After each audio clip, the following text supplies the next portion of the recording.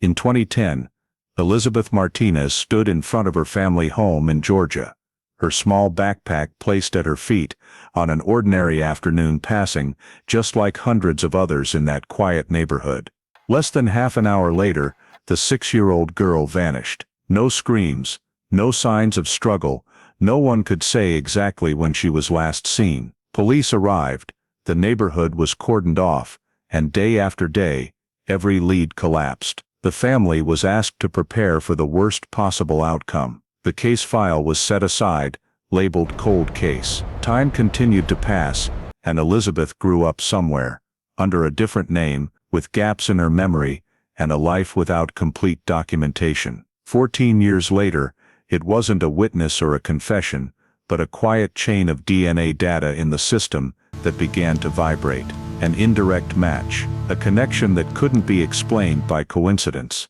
And a question emerged, as sharp and cold as the day the girl disappeared. Who took Elizabeth out of her old life, and why did the truth have to wait all those years to begin to surface? Before diving deeper into this shocking true story, let us know where you're watching from, and if you love journeys to find forgotten justice, don't forget to subscribe so you don't miss the next part. In 2010, the state of Georgia was still in the post-economic crisis phase, but in many small towns, daily life seemed never to have been seriously disrupted, especially in Gainesville, where working-class neighborhoods alternated with rows of old houses, creating a familiar and enclosed feeling, where neighbors knew each other by sight, children played outside without adults hovering nearby, and the notion of serious crime seemed like something that only appeared on television rather than in everyday life. The Martinez family lived in such a neighborhood, an immigrant family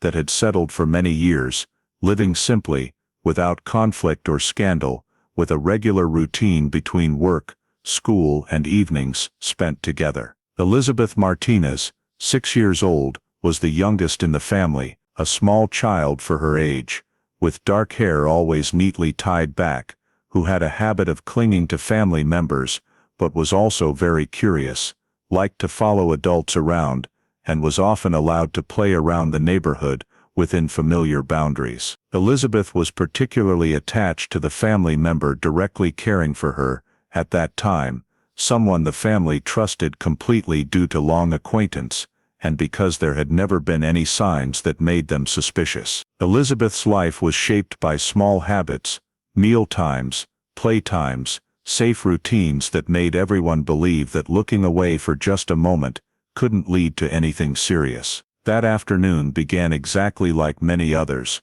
with everyday activities that were nothing out of the ordinary, until an unusual factor appeared, not clear enough to be immediately recognized as dangerous, but different enough to cause a moment of hesitation. A stranger or a situation not part of the usual routine appeared in a space that had always been considered safe, and the adult's first reaction wasn't decisive action, but hesitation, self-reassurance that everything was still under control. No one shouted, no one intervened right away, because that moment passed very quickly, and left no direct sign of a clear threat. It was in that short gap, when attention was diverted and trust in familiar safety remained intact, that Elizabeth slipped out of sight of those responsible for watching her. Her absence wasn't noticed immediately, because no one thought a child could completely disappear in just a few minutes in a place where they had lived for years. When Elizabeth didn't return as usual, the family began searching spontaneously, calling her name, checking familiar spots, asking neighbors with the initial assumption that she had just wandered off or gotten distracted playing. As time passed without a response, neighbors' answers became vague, each remembering a different detail, no one certain which direction Elizabeth had gone, and a feeling of unease began to replace initial confidence. The unsupervised time gap, which was only a few minutes, quickly stretched into dozens of minutes without explanation, and that's when the family began to realize this was no longer a normal delay. Panic set in when all familiar possibilities had been checked without results, and the fear that Elizabeth was no longer in the safe zone became clear. In a state of confusion and desperation, with scattered initial witness information, and no signs that the girl could return on her own. The Martinez family made the final decision that day: call the police, officially acknowledging that Elizabeth Martinez, 6 years old, had vanished from the normal life they had once believed was absolutely safe. Right after the missing person call was received, Elizabeth Martinez's case was entered into the local emergency intake system, according to standard procedures for missing children, where initial information was recorded while the family was still in panic. Data was scattered, and many details couldn't yet be verified for accuracy. The dispatch operator established the initial file based on core parameters, including the victim's identity, age, last seen location, estimated time of disappearance, and relationship between the victim and those present at the time, while also requesting the family to preserve the area around where Elizabeth disappeared as much as possible. Based on the initial data, the case was temporarily classified under the category of missing minors with unknown cause, an administrative classification that was decisive for the speed and scope of resource deployment in the first hours, because at this point there were no clear signs of criminal activity, nor direct evidence proving this was just a normal runaway case. Local police were dispatched to the scene with parallel tasks of stabilizing the situation, gathering initial information, and quickly assessing risk factors, while support units were placed on standby for potential expansion of the search if needed. Upon approaching the area where Elizabeth was believed to have disappeared, officers established a minimal crime scene perimeter, focusing on identifying key positions directly related to the last time the victim was seen, while recording environmental conditions, pedestrian traffic, and factors that could affect the mobility of a 6-year-old child in a short time frame. One of the priority tasks in this phase was to pinpoint the exact last seen timestamp, as this was the anchor for the entire subsequent investigative timeline, and any small deviation at this stage could lead to major consequences in determining the case direction. Information about this timestamp was compiled from statements by primary witnesses, family members, and those nearby, but inconsistencies appeared right from the start, with each person recalling different time frames based on subjective perception, rather than objective markers like clocks or fixed schedules. Investigators noted this discrepancy as a risk factor to be clarified, while cross-referencing with the family's daily routines, to narrow the time window when Elizabeth could have left supervision. Alongside establishing the timeline, investigators conducted a preliminary assessment of possible criminal elements, a step not to draw immediate conclusions, but to determine the necessary level of alertness for subsequent decisions, including whether to expand the search beyond the neighborhood or notify interagency units. In this assessment,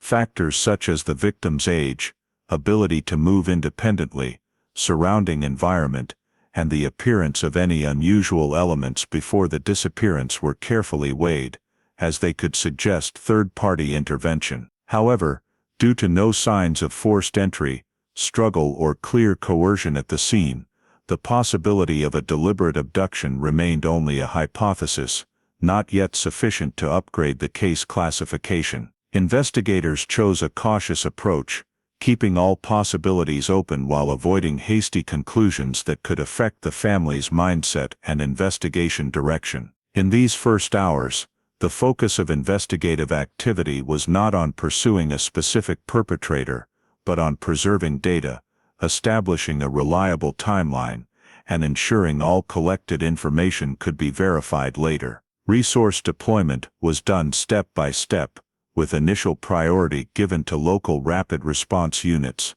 while larger resources were kept in reserve to avoid waste if the case was determined to be non-criminal. At the same time, Elizabeth's family was asked to provide more detailed information about daily habits, people who regularly interacted with the victim, and any small changes in recent days, not to suspect, but to build a complete picture of the pre-disappearance context. All this data was entered into the initial file, forming the foundation for the just-launched investigation, where every early decision was strategic, and directly affected the ability to find Elizabeth and determine the true nature of the case. Once Elizabeth Martinez's missing person file was established and initial deployment decisions made, the focus of investigative activity immediately shifted to what is considered the most critical phase in every missing child case, often called the golden hours, that brief window when the chances of collecting accurate information and physical evidence are at their highest before time and normal daily activity disturb them. Investigators returned to the area where Elizabeth was last seen, this time with a more systematic approach, no longer just general observation, but a detailed examination of every space directly and indirectly related to the girl's movements that day. The scene was divided into smaller zones for sequential sweeps, from the central spot where Elizabeth usually played, the paths leading out of the neighborhood, to enclosed or out-of-sight areas where a 6-year-old might wander or be led. The examination wasn't just to look for obvious signs of force, but also focused on very small details that could be overlooked if only viewed superficially, because in many similar cases, the most important clue often lies, not in dramatic evidence, but in the absence or deviation of elements considered normal. Alongside on-site examination, the initial search radius was gradually expanded based on the realistic mobility of a child in the estimated time since last seen. Surrounding roads, open lots, parking areas, neighborhood edges, and nearby public spaces were all included in the sweep list, assuming that if Elizabeth left the scene on her own feet, the distance she could cover would be limited by age, stamina, and familiarity with the environment. During the expanded search, investigators had to balance speed and accuracy, as moving too fast could result in superficial coverage of areas, while being overly cautious wasted precious golden hour time. The first physical traces began to be recorded in this phase, not as direct evidence of clear criminal acts, but as small elements to preserve for later comparison, including minor environmental disturbances, objects out of place, and details related to Elizabeth's activities that day. Every find was documented, photographed, and marked, not to draw immediate conclusions, but to create an overall picture of what had and hadn't happened at the scene. Meanwhile, the surrounding area continued to be swept with support from local units and volunteers, but this activity also revealed challenges specific to 2010, when coordination between search groups still relied heavily on direct communication and word of mouth rather than synchronized digital tools. Investigators had to constantly update scene information to the temporary command center, cross-referencing new data with prior records, to avoid duplication or missing key areas. Another issue noted was the limitation of local surveillance technology at the time, when security cameras were not as widespread as in later years, and existing ones often had low image quality, narrow angles, or didn't store data long enough for investigation. This made checking potential movement routes more complicated, as many public spaces had no image records to confirm or rule out specific directions. Investigators were forced to rely more on scene reconstruction based on witness statements and logical inference, a method always carrying risks of bias when human memory is affected by stress and time. Throughout the golden hours, a key observation gradually formed within the investigative team: the lack of signs that Elizabeth had left the area in panic or confusion, which made the possibility of deliberate intervention, though not yet proven, impossible to fully rule out. However, with no clear physical signs like drag marks, discarded items, or major disturbance at the scene, all hypotheses remained open, and investigators continued focusing on the core task of this phase: collecting as much initial data as possible before it was lost. As the first hours passed, the scene grew more complex due to the movement of many search participants, forcing investigators to make quick decisions about closing or opening areas to preserve what could still be preserved. Technical limitations, inconsistent statements, and time pressure combined to create a challenging investigative picture, where every choice carried the risk of missing a key detail or pursuing a fruitless lead. Yet within the framework of the golden hours, investigators still tried to establish a sufficiently solid data foundation, so any next step could build on it, because they understood that what was done, or not done, in this phase would shape the entire subsequent investigation. From what was recorded at the scene during the golden hour, the direction of the investigation had to shift toward the human element, because in the absence of decisive physical traces, witness statements became the main pillar for reconstructing the chain of events leading to Elizabeth Martinez's disappearance. The investigative team began building an open witness list, starting with the closest circle that included family members, those directly responsible for Elizabeth, neighbors in the same residential area, children playing near the location, and adults present there during the relevant time frame, then gradually expanding to include individuals who were not acquainted but could have passed through or stopped in the area. This list was not fixed, but continuously updated, as each interview could lead to adding new names or removing those determined to be unrelated. The interview process was carried out in layers, starting with collecting initial statements to confirm the witness's location, activities, and general impressions of that afternoon, before delving deeper into specific details such as direction of movement, distance, estimated time, and anything unusual they may have observed. During this process, inconsistencies in statements quickly became a prominent issue, not because witnesses deliberately provided false information,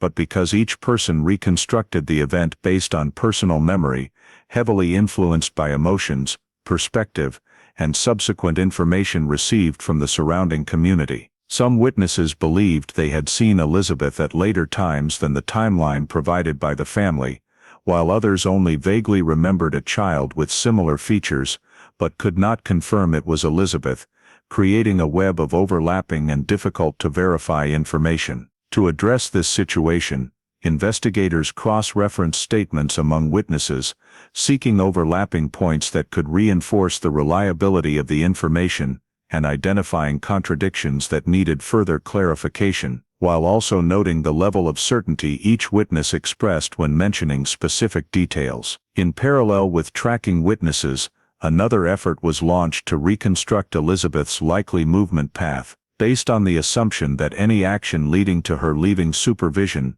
must have occurred in a very short time frame, and within a space not too large relative to the mobility of a 6-year-old child. Reconstructing the movement was not aimed at creating a complete scenario immediately, but at building a hypothetical diagram in which routes were evaluated for plausibility, based on Elizabeth's daily habits, environmental features, and what witnesses recall. Familiar routes were prioritized for consideration first, as they reflected the natural tendency of a child moving in a familiar environment, while less traveled paths or areas out of sight were included in the review list due to their potential connection to unusual factors. During this process, information contradictions became increasingly clear, not only between different witnesses, but also within the statements of the same person when questioned at different times, reflecting the change in memory, under psychological pressure, and external information. Some witnesses inadvertently adjusted their stories to align with what they heard from others, or from the media,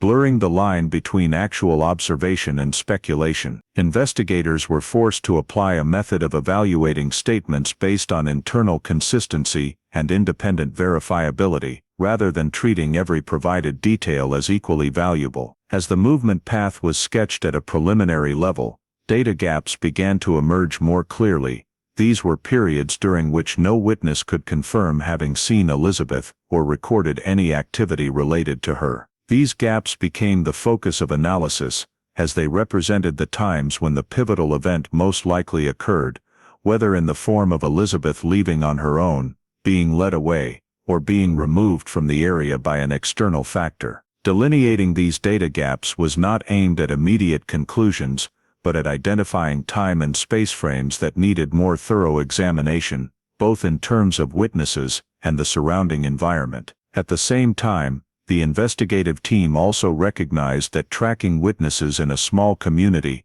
carried its own challenges, as relationships between individuals could influence the openness and accuracy of statements, especially in the context of a serious case involving a child. Some people were hesitant to provide detailed information, not because they were hiding anything, but out of concern about being drawn into a prolonged investigation, or being unjustly suspected, which required investigators to approach with high patience and caution. Each interview was treated as a potential piece of the puzzle, no matter how small, and carefully archived for later cross-referencing as the overall picture gradually formed. The outcome of the witness tracking and movement reconstruction phase did not provide a direct answer to the question of where Elizabeth went, but it created a clearer information structure in which confirmed points and unfilled gaps coexisted, reflecting the complex reality of reconstructing a rapidly occurring event under conditions of limited objective data. This structure laid the foundation for subsequent investigative decisions, as the team had to weigh continuing to expand the witness tracking scope against concentrating resources on deeper verification of the identified data gaps, amid increasing time pressure and expectations from the family and community. From the overlapping information map formed through witness tracking and movement reconstruction,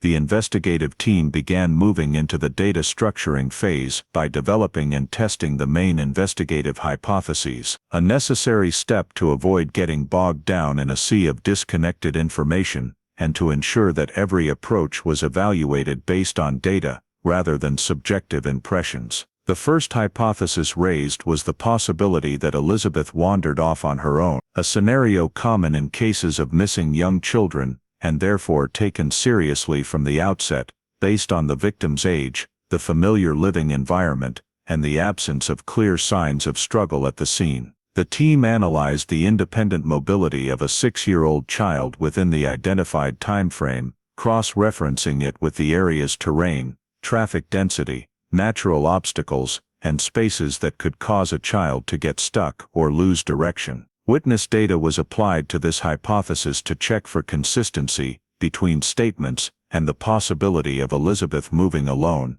but as the analysis deepened, inconsistencies began to appear, particularly the lack of reliable records of Elizabeth being seen moving alone out of the central area, as well as no signs that she had attempted to return or seek help in an environment that was not entirely unfamiliar. In parallel, areas where a lost child might be attracted or face danger were searched within a reasonable radius, but no specific results emerged, causing this hypothesis to gradually lose persuasiveness, although it could not be completely ruled out. The second hypothesis analyzed was the possibility of an opportunistic abduction, a scenario in which an unknown individual took advantage of a brief moment of vulnerability to approach and remove Elizabeth from the area, without drawing significant attention. The team evaluated this hypothesis based on factors such as unsupervised time gaps, the appearance of unusual elements before the disappearance, and environmental characteristics that could allow an outsider to access the residential area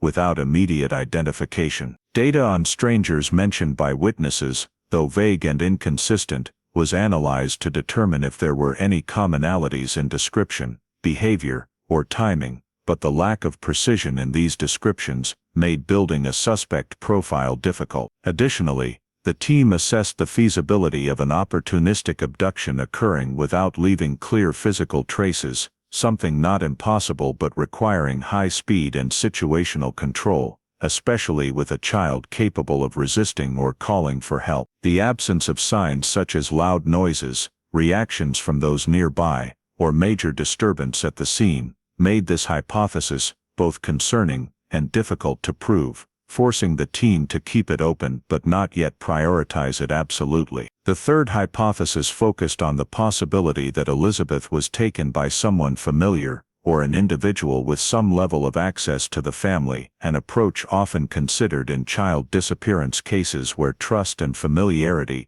can reduce the vigilance of both the victim and surrounding adults. The team reviewed the list of individuals who regularly interacted with Elizabeth, analyzing relationships, frequency of contact and any unusual signs in their behavior or statements after the incident. Interview data was cross-referenced with the family's daily schedule to determine if anyone had the opportunity to access Elizabeth during the critical time window, without immediately raising suspicion. However, pursuing this hypothesis also encountered certain limitations, as most familiar relationships were deemed consistent with normal daily life, and no direct evidence suggested deliberate preparation or action by a specific individual. Each hypothesis, though different in nature, was weighed on the same scale based on collected data, including witness statements, mobility possibilities, environmental conditions, and even the smallest physical traces recorded. This evaluation process was not aimed at finding a quick answer,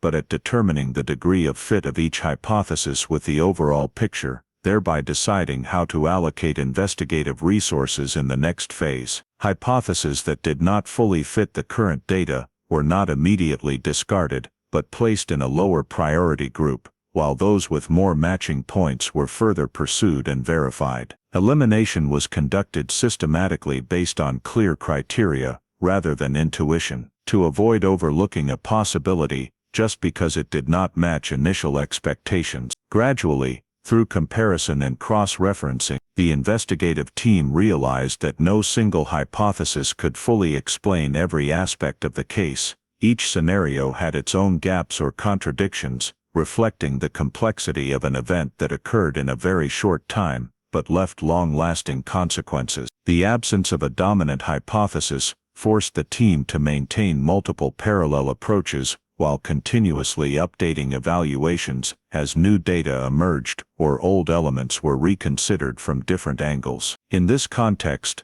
the investigation began shifting from seeking direct answers to managing uncertainty, where every decision had to balance pursuing a seemingly reasonable direction with keeping other possibilities open to avoid premature conclusions. Building and eliminating hypotheses did not yield immediate results, but it helped more clearly define what was known, what could not yet be known, and what needed continued verification. Creating a logical framework, so the team would not be swayed by time pressure or external expectations, while Elizabeth Martinez's disappearance remained unresolved. In the context where the parallel investigative hypothesis had not yet produced a sufficiently convincing direction, and time continued to pass without a clear breakthrough, the decision to activate the Amber Alert was made as a measure to expand the search scope beyond the limits of on-site investigation, with the goal of leveraging the attention and observational power of the entire community to find any signs related to Elizabeth Martinez. Issuing this emergency alert meant that the disappearance was no longer an internal matter for a residential area or a local police unit,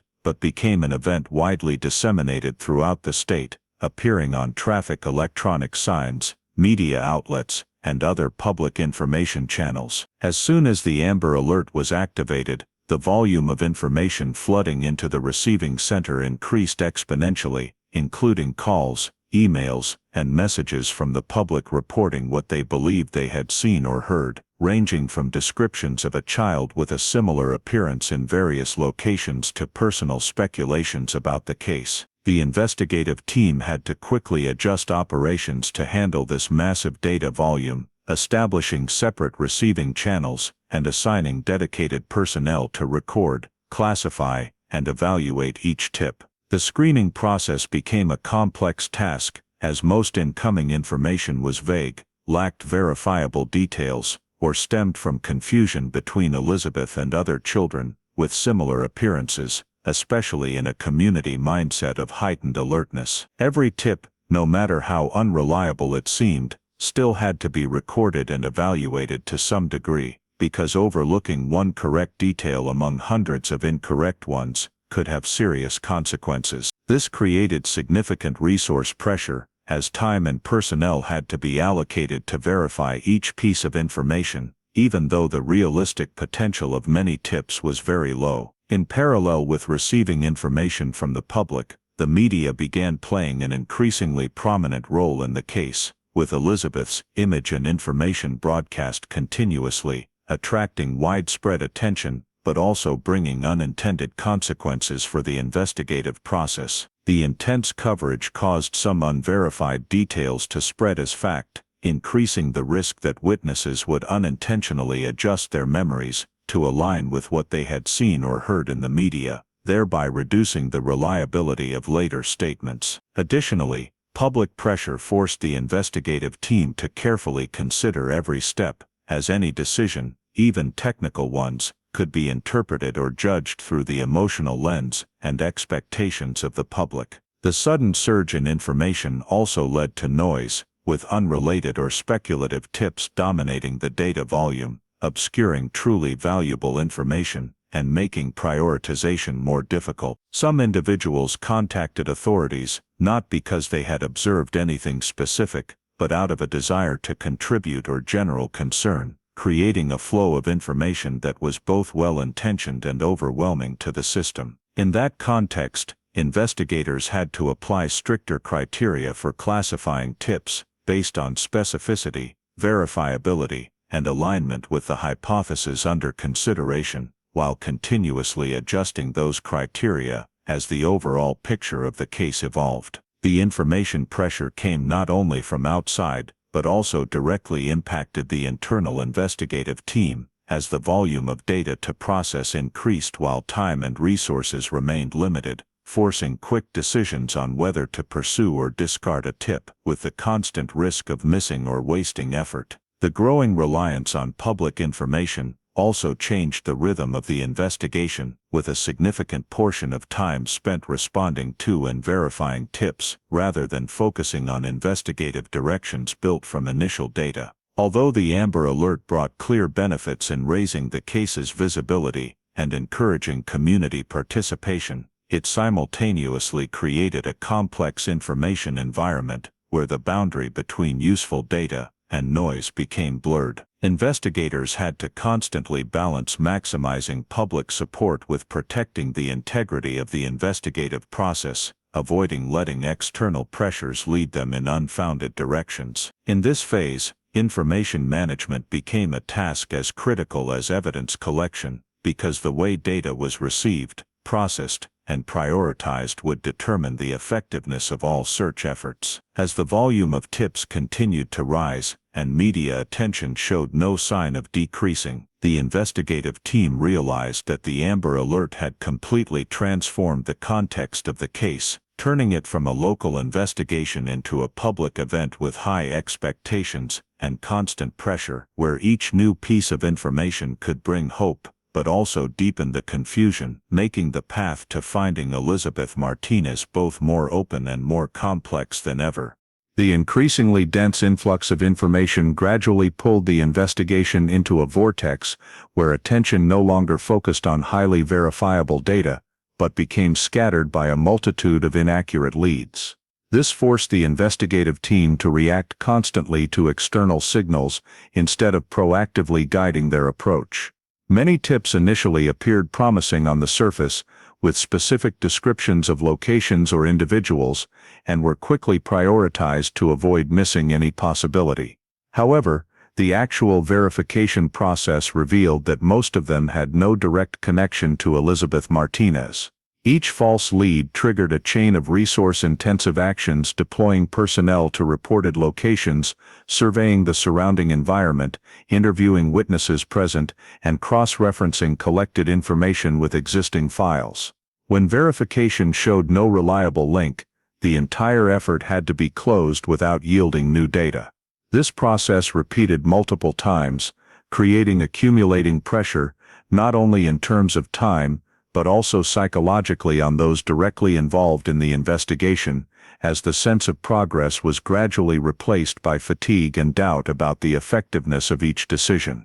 Investigative resources, which were not unlimited, began to be significantly dispersed as the team had to simultaneously verify new tips, continue pursuing previously established investigative avenues, and respond to information requests from superiors and the public. Personnel allocation became increasingly difficult without clear criteria to determine which leads deserved the highest priority in the absence of breakthrough data, leading to some critical avenues not being explored deeply enough while less viable ones consumed excessive time. The critical time window considered decisive in child abduction cases continued to pass, with each new day bringing no additional valuable information to alter the overall picture of the case. The data collected during this phase, when analyzed, was largely repetitive or confirmatory of what was already known, rather than opening new directions, causing the case file to grow thicker but not deeper. The absence of valuable new data became starkly evident when the main hypothesis had been reasonably tested without finding a solid anchor, and all efforts to expand the search scope yielded only negative results. In that context, the investigative team was forced to confront the hard reality that the current process was no longer producing results commensurate with the resources expended, and continuing the same approach risked complete exhaustion of manpower and time without getting any closer to finding Elizabeth. The dead end did not appear suddenly but formed gradually through each fruitless decision, each eliminated lead, and each verification report closed without adding anything new to the file. Internally, the team conducted reassessments to determine whether there had been any flaws in the initial approach, from prioritizing hypotheses and handling witness information to classifying and screening public tips. These reviews showed that the issue was not a lack of effort or goodwill, but the objective limitations of available data and over-reliance on unverified sources. Pursuing false leads not only drained resources but also blurred the line between what had been confirmed and what remained mere speculation, making decision-making increasingly cautious to the point of sluggishness. The team had to continually adjust expectations, shifting from seeking a quick breakthrough to maintaining the integrity of the file and avoiding mistakes that could have long-term consequences for the case. The dead end also changed how the case was perceived. It was no longer seen as solvable in the short term, but began to take on the characteristics of a prolonged investigation, requiring patience and acceptance that some questions might not have immediate answers. Reassessing the approach became a necessary step, not to abandon the goal of finding Elizabeth Martinez, but to determine a more suitable way forward in the absence of new data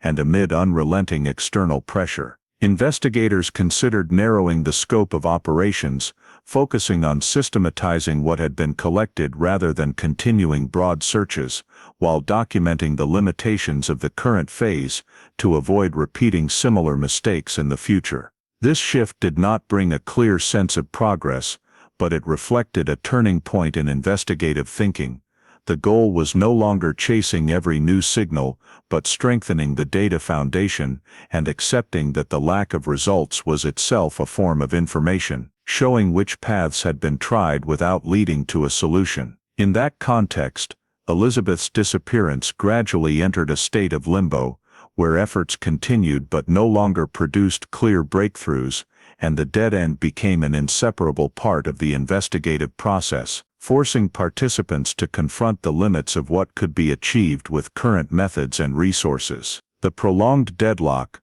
forced the investigating agency to enter a phase of comprehensive reassessment of the entire process, not reacting to each new signal, but viewing the case as a whole to determine whether what had been done still provided sufficient grounds to maintain an active investigation. All files, reports, interview transcripts, scene search results, and data collected from the public were compiled for systematic review, with the goal not of immediately seeking new leads, but of assessing the completeness, consistency, and potential for further exploitation of what already existed. This comprehensive review revealed that most major investigative avenues had been pursued to their reasonable limits, given the initial data. Hypotheses had been tested to a certain degree, but none was strong enough to serve as a foundation for breakthrough next steps. Leads once considered promising had been ruled out or could not be confirmed,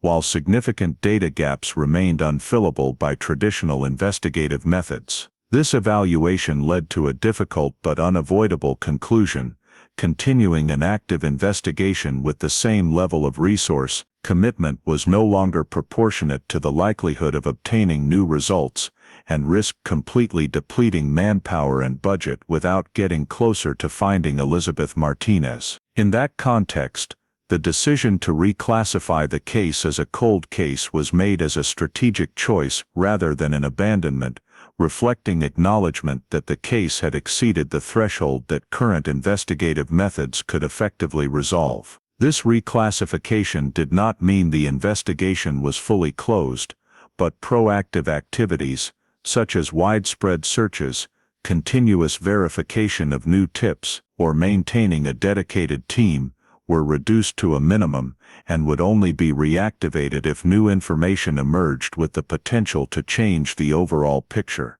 The case file was standardized and archived according to protocols for unsolved cases, including reorganizing all documents in logical order, clearly marking verified avenues and unresolved gaps, to ensure that anyone accessing the file in the future could quickly grasp the entire process without starting from scratch. Archiving was not merely administrative but a critical step in preserving data, as over time, small details could become significant in light of new technology or information. Alongside archiving, a natural shift in personnel occurred within the organization. Investigators who had been directly involved in the early phase were reassigned to other duties, taking their experience with them, but also leaving gaps in investigative continuity. The Elizabeth Martinez case gradually transitioned from daily close monitoring to periodic management, with primary responsibility falling to the archiving unit, and cold case teams tasked with keeping the file from being forgotten, even if it was no longer a top priority. This transition also marked a change in how both the agency and the community viewed the case, as expectations of a quick resolution gradually gave way to acceptance that it could take years, even decades, before any progress occurred. For the original investigative team, making this decision carried a heavy emotional weight, as it meant acknowledging that all efforts during the peak phase had not been sufficient to bring Elizabeth home or clarify what happened, though no one considered it a personal failure, but rather the result of objective limitations. The shift to cold case status also created a period of quiet in the official process. Investigative activities received less attention, and the case's presence in public life gradually faded. At the same time, it laid the foundation for a different approach, keeping the case within the system, in the hope that factors not present now might emerge in the future. The Elizabeth Martinez file, once an urgent missing child case that drew widespread attention, was now placed among unsolved cases, carefully preserved with all data intact, and ready to be reopened if any new information proved strong enough to alter the current assessment. This decision did not close the story, but only temporarily closed one chapter of the investigative process, reflecting a shift from immediate action to controlled waiting, in which the case remained an open question within the justice system, awaiting more favorable conditions to be further clarified. The silence that formed after the case was reclassified for archiving did not mean all movement related to Elizabeth Martinez stopped, but rather that the story shifted to a different space, no longer defined by active investigative files or periodic reports, but by the life of a young individual existing on the margins of official systems. In a location not directly connected to the old neighborhood in Georgia, a young person appeared with a legally valid identity on the surface, but lacking nearly all foundational data from early childhood, a deficiency not immediately noticeable in daily life, but gradually revealed when administrative procedures or cross-checks became necessary. This individual's personal record showed no clear trace of birthplace, early medical care, or early educational milestones that typically form the backbone of a child's biography in the United States. The absence was explained simply by vague stories about complicated family circumstances or frequent moves in early years. In a social environment that often accepts such explanations without demanding deep verification, this identity continued to exist and develop, sufficient for the minimum requirements of daily life, but inadequate for creating a seamless history when examined closely. The living environment in which this person grew up did not fully align with what was claimed about their past, from customs and accent to fragmented memories that did not match the geography or culture of the supposed place of origin, creating small but accumulating discrepancies over time. These inconsistencies were initially not serious enough to raise major suspicion, as each detail could be explained individually by personal circumstances, but when viewed together, they formed an imbalanced picture in which the present was far more clearly defined than the past. The lack of early legal documents became especially apparent when this individual faced deeper verification requirements, such as registering for services needing old medical records, or confirming family relationships. At those points, the gaps previously overlooked turned into real obstacles. No complete vaccination record, no easily traceable original birth certificate, no trace of medical or educational institutions that had documented existence in early years. All of this forced involved parties to accept alternative solutions or exceptions, inadvertently reinforcing the existence of an identity built from incomplete pieces. Data about this individual existed scattered across various systems, but did not connect naturally, creating a situation that was technically legal, but logically lacked continuity, like a file patched together from the middle rather than starting from the beginning. Inconsistencies continued to appear in social interactions, with the individual responding unusually to questions about childhood, original family, or place of upbringing, not with obvious evasion, but with vague, detail-light answers that often shifted depending on the context. Those around them might sense this ambiguity, but rarely probe deeply, as in most cases, inconsistencies in one's life story are seen as private matters rather than signs warranting scrutiny. The reality was that daily life continued normally, with work, social relationships, and habits built over time, causing the current identity to gradually solidify in the present even as its past foundation remained hollow. Data existing outside the system, in the form of personal memories, oral stories, and unrecorded relationships, served as the glue maintaining the surface continuity of this identity, even when administrative systems could not fully confirm it. The existence of such off-system data is not unusual in social life, but in this case, it occupied a disproportionately large share, compensating for the absence of official records, and making tracing origins far more difficult without specific reason to investigate. Over time, these gaps and discrepancies did not disappear, but became a familiar part of life, accepted as a reality needing no further explanation, while the current identity continued to be reinforced by new milestones created from adulthood onward. From the outside, this young person appeared no different from others, but a closer look at the data structure forming that person revealed the clear absence of a crucial phase,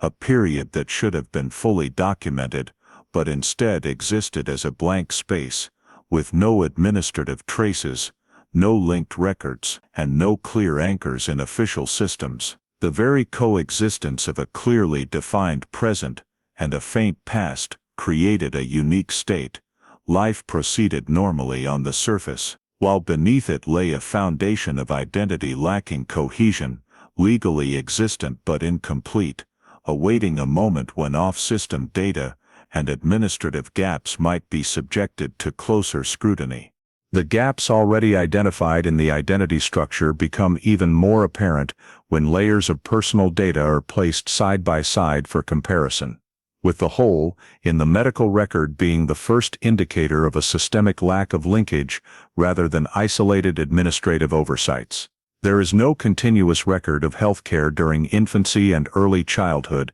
missing routine checkups, basic vaccinations, and information about the medical facilities that provided care, while later medical data appears relatively complete and normally documented from a certain point onward. This interruption does not align with the common pattern of medical records in the United States, where even families who move frequently or face difficult circumstances usually leave at least a minimal trace in the community healthcare system. Alongside this, gaps in early education further reinforce the sense of an erased period, with no documentation confirming attendance at preschool, kindergarten, or alternative educational programs typically required as a foundation for later formal enrollment. The educational milestones that do appear come late without clear transfer records, forcing receiving institutions to rely on substitute declarations or procedural exceptions, creating a legally valid but historically unsupported path.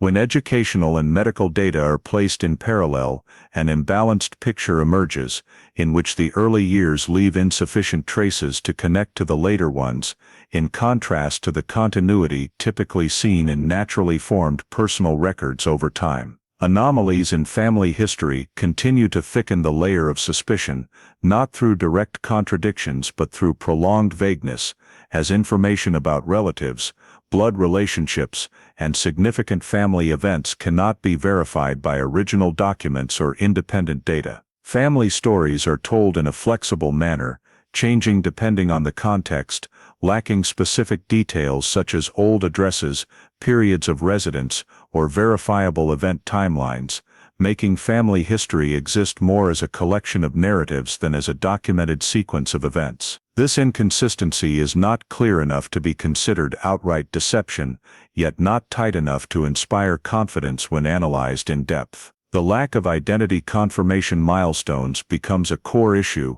when different systems cannot smoothly link data, because there is no sufficiently strong initial anchor to confirm that the current identity is a legitimate continuation of a prior identity from birth. The inability to directly retrieve the original birth certificate, or having to rely on late copies and substitute procedures, breaks the chain of identity verification at the very starting point, creating a gap that later milestones can only cover but not fill. Explanations offered for these deficiencies are often general, citing complex family circumstances, frequent moves, or lost documents, but when considered overall, they fail to explain why multiple independent systems lack data in the same period. No single plausible explanation can encompass all the anomalies, and piecing together multiple separate explanations only highlights the disjointed nature of the overall picture. Data existing outside the system, such as personal memories, accounts from those around, and later formed social relationships, continues to superficially fill the gaps, but they cannot replace administrative evidence designed to objectively confirm identity and personal history. When this extra system data is cross-referenced, it often does not directly contradict, but lacks synchronization in time and place, making it impossible to establish a continuous historical timeline without a clear starting point. Personal anomalies begin to accumulate quietly, not causing immediate crisis, but enough to create a fragile foundation for the current identity, where everything functions normally until subjected to deeper verification. In everyday life, these deficiencies can be overlooked or accepted as exceptions, but from a data structure perspective, they reveal a repeating pattern of intentional or at least systemic disruption, going beyond what pure randomness can explain. The absence of a reasonable, consistent, and verifiable explanation for all the gaps leaves the current identity in a legally valid but vulnerable state, dependent on not being examined too closely rather than being fully confirmed. The more layers of data are examined, the more conspicuous the absence of early life becomes, not as a forgotten detail, but as a clearly shaped void with defined boundaries that cannot be filled by what is available. This state creates a paradox. The individual exists clearly in the present with full social relationships and responsibilities, yet carries a past that cannot be traced through conventional tools, causing any attempt to fully understand that person to encounter a fixed blind spot. This very blind spot, created by gaps in medical records, education, family history, and identity verification, becomes the foundational element of the anomaly. not sufficient on its own to draw conclusions, but enough to raise questions about how the current identity was formed and what caused the early years to disappear from systems designed not to miss the most important milestones of a human life. The administrative data gaps identified in the previous section are accompanied by another, more personal but no less significant phenomenon. The structure of childhood memories exists in a fragmented form, lacking sequence, and failing to form a continuous flow as typically seen in individuals with fully documented pasts. Memory fragments appear scattered, without clear chronological order, often tied to isolated sensations or single images rather than complete contextual events, turning the reconstruction of childhood into a collection of disconnected moments rather than a coherent narrative. Some memories carry highly specific tactile or visual details, such as the feeling of confined spaces, familiar background sounds or tastes linked to family routines, but cannot be placed in a defined geographical or temporal context, creating a sense of familiarity without an explicable origin. This phenomenon becomes more pronounced when the individual reacts disproportionately to places or information considered familiar to the current identity, such as strong feelings of recognition or alienation toward names, images, or descriptions not part of the recounted life experience. These reactions are not intentional or consciously controlled, but appear as internal reflexes, sometimes in complete opposition to what official records and narratives about the past indicate. In addition, triggers of unclear origin begin to be noted, situations or minor everyday details that can evoke intense emotions or states of unease without clear explanation, such as sudden tension in response to a certain type of space, specific sound, or seemingly harmless routine. These reactions often come and go quickly, not lasting long enough to draw special attention in daily life,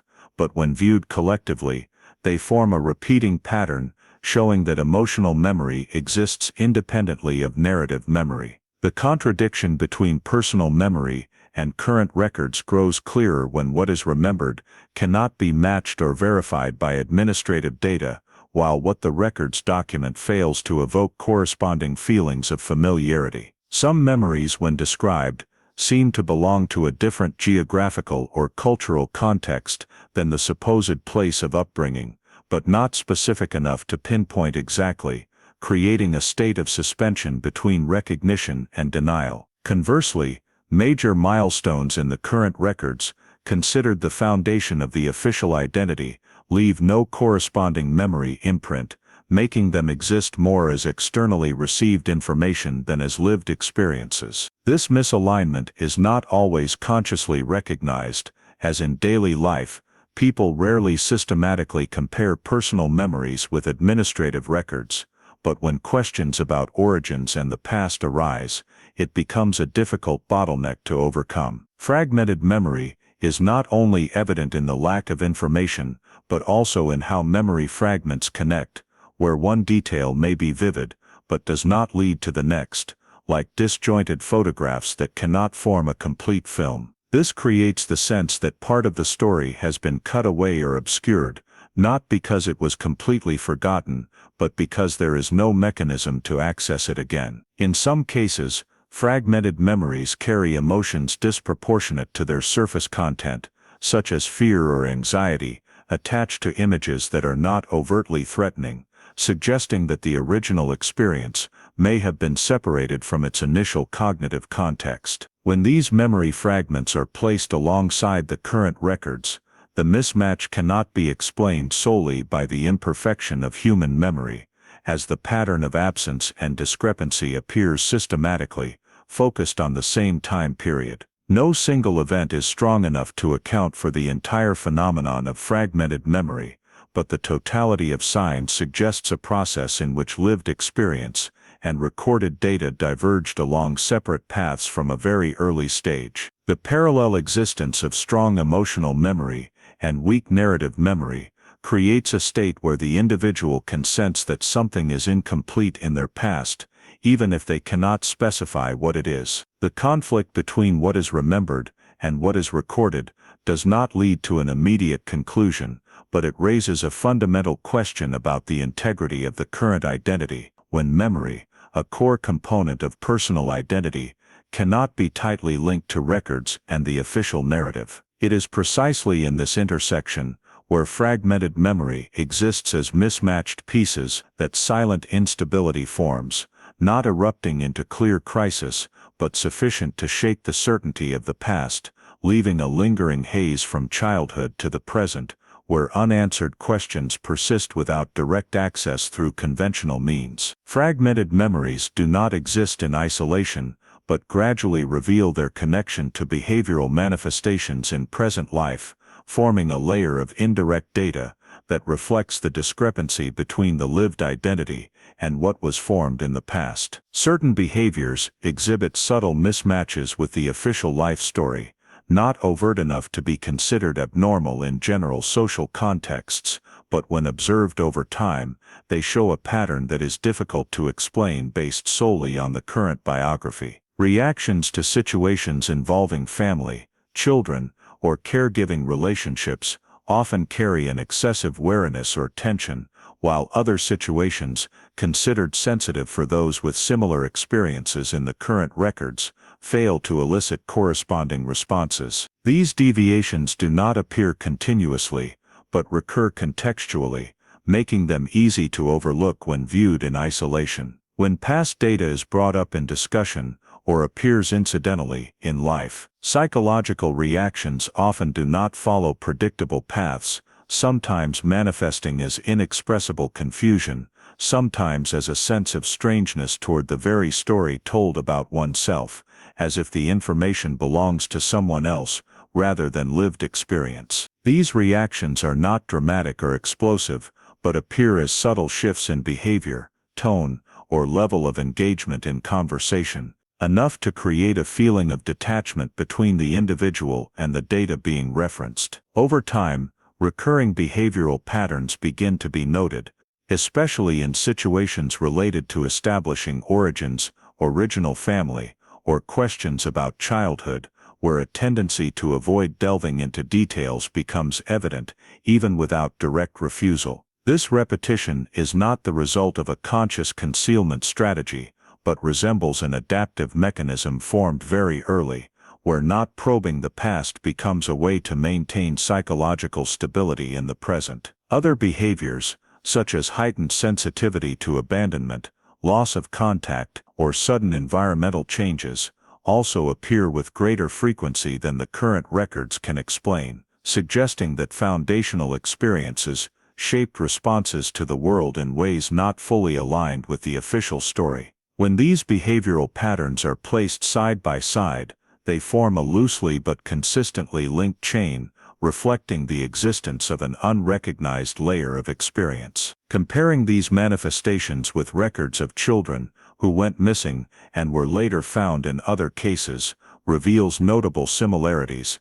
not in specific details, but in the structure of psychological response, where fragmented memory and restructured identity in a new environment often leave similar behavioral imprints. Studies on children whose living environments were disrupted during early development show that even without clear narrative memory, the body and behavior can still retain reflexes and patterns formed from initial experiences. And these patterns often only emerge when the individual faces stimuli related to origins or feelings of safety. In this case, the similarity is not sufficient for a conclusion, but provides a reference framework to explain why certain behaviors appear mismatched with the current context. Indirect identification through behavior does not aim to definitively establish identity, but to supplement the previously noted data gaps, creating a soft layer of information that supports asking better questions about origins and the formation process of this individual. When behavior, psychological reactions, and fragmented memory are examined as parts of the same system, they reveal a pattern in which the current identity is built on an incomplete foundation, where unconnected fragments of experience continue to influence how the individual interacts with the world. The mismatch between behavior and the official narrative does not lead to immediate crisis, but creates a persistent underlying tension, a sense that something is not quite in place, even if it cannot be precisely identified. This tension makes the comparison with records of missing children meaningful, not to seek perfect matches, but to recognize behavioral and reactive structures that commonly appear when identity is severed from its original source. In the absence of direct evidence, behavior and indirect identification become one of the few indicators, suggesting that this individual's past may not align with what has been recorded, and that this discrepancy is not merely on paper, but has permeated the way they perceive, react, and exist in daily life. Behavioral manifestations and indirect identifying signs do not fade over time. On the contrary, they quietly accumulate into an increasingly thick layer of data, never sharp enough on its own to produce a definitive conclusion, yet consistent enough to give rise to lingering doubts about the integrity of the current identity. Each passing year adds new fragments of information, from social interactions, administrative procedures that arise, to situations requiring verification of origin or personal history, and in each instance, unresolved old anomalies tend to reappear in different forms. This accumulated data does not develop explosively, but grows slowly and incrementally, where each individual detail can be reasonably explained. Yet when placed together along the timeline, they form a pattern that is difficult to ignore. There is never a moment when evidence strong enough to force a complete re-examination of the identity narrative emerges, but there is also never a moment when the doubts are fully dispelled, making uncertainty a permanent background element of the overall picture. It is precisely the absence of a clear conclusion combined with the sufficient presence of signs to warrant suspicion that creates a prolonged gray zone, where questions about the past remain ever present even if they are never voiced aloud. In this process, some signs that were overlooked or downplayed in the early stages are gradually revisited from a different angle, not because their nature has changed, but because the surrounding context has accumulated enough to highlight their significance. Record gaps once accepted as administrative exceptions are now placed alongside mismatched psychological responses, fragmented memories, and recurring behavioral patterns, forming a loose but continuous chain of connections. These signs, when appearing in isolation, are insufficient to trigger any action, but when accumulated over many years, they gradually form a systematic structure of suspicion, in which each new layer of data reinforces the sense that the past has been disrupted in a non-random way. Certain minor details, once not officially recorded or deemed irrelevant, begin to gain value when viewed in the aggregate, such as repeated gaps in the same time period or persistent small but enduring contradictions between narratives and objective data. The accumulation of time also changes how data is evaluated. Factors that were once unverifiable become cross-checkable, thanks to the development of storage systems and information retrieval capabilities, even though they themselves still fall short of providing direct evidence. The ability to link records, previously infeasible due to a lack of input data or technical limitations, gradually emerges as a theoretical possibility as data systems become increasingly standardized and expanded, allowing disparate pieces of information to be placed within the same analytical space. However, at this point, that capability remains only hypothetical, as there is no sufficiently strong anchor point to legally and confidently connect the records. Anomalous data continues to exist in a suspended state, insufficient to prompt an official investigation, but enough to prevent those who directly encounter it from completely dismissing it. Time, rather than blurring doubts, acts as a slow catalyst, ensuring that initial anomalies do not dissolve into normal life, but instead become more prominent when viewed in a long-term context. Some signs once explained by personal circumstances no longer hold up when compared to similar cases, because the pattern of deficits and discrepancies is too consistent to be considered coincidental. Nevertheless, caution is maintained, as moving from suspicion to action requires a level of certainty that the currently accumulated data cannot yet provide. It is this tension between not enough evidence and enough signs to suspect that defines this phase, where every new piece of information is carefully recorded but cannot yet be used to alter the current status of the file. Previously overlooked signs are not hastily reinterpreted, but are placed back into the larger picture, like puzzle pieces that may gain meaning in the future when a suitable connecting element appears. The accumulation of time does not bring resolution, but it creates a sufficiently thick data foundation to show that the anomaly is not a transient phenomenon, but a prolonged state that persists across multiple phases of life. In that context, the possibility of linking records, though not yet realized, gradually becomes a more reasonable question than a far-fetched hypothesis, because the pieces of data are now numerous enough to indicate that if there is an overlooked connection point, it would not lie in the present, but in an early life phase that has vanished from official systems. Time does not resolve the doubt, but it makes the doubt more enduring, structured, and difficult to dismiss, creating a prolonged state of waiting, where data continues to accumulate silently, ready for a moment when linking is no longer merely theoretical, but becomes a more grounded step toward understanding the entire identity story that was formed from the initial disruption. The foundation of data accumulated over many years, though insufficient to prompt specific action, gradually creates a favorable context for the emergence of an entirely different approach, one that relies not on memory, testimony, or traditional administrative records, but on biological information capable of transcending the limits of time and disruption. After years of living in unresolved waiting, the Martinez family chooses to provide their DNA samples to genetic data collection programs,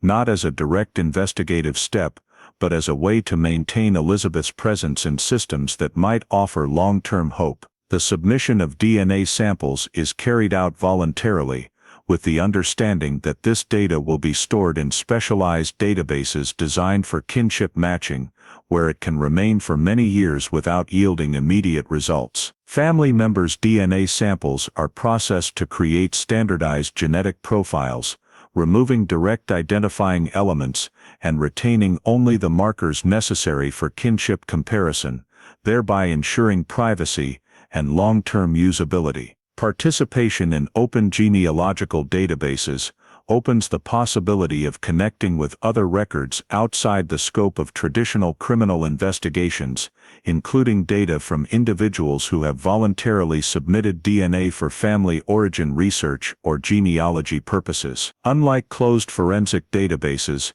genealogical systems allow broader matching based on indirect kinship relationships, such as distant relatives, rather than requiring a direct match between two individuals. Once entered into the system, the Martinez family's data becomes a passive set of information. It generates no immediate alerts or results, but remains available for future comparison with any record showing a sufficiently high degree of similarity. The process of standardizing comparison data plays a pivotal role in this phase, as only when DNA is viewed in the form of unified markers can accurate and meaningful comparisons occur across records from different sources. The algorithms used to analyze similarity do not seek perfect matches, but evaluate the probability of relatedness based on shared DNA segments, thereby identifying potential degrees of relationship, such as cousins,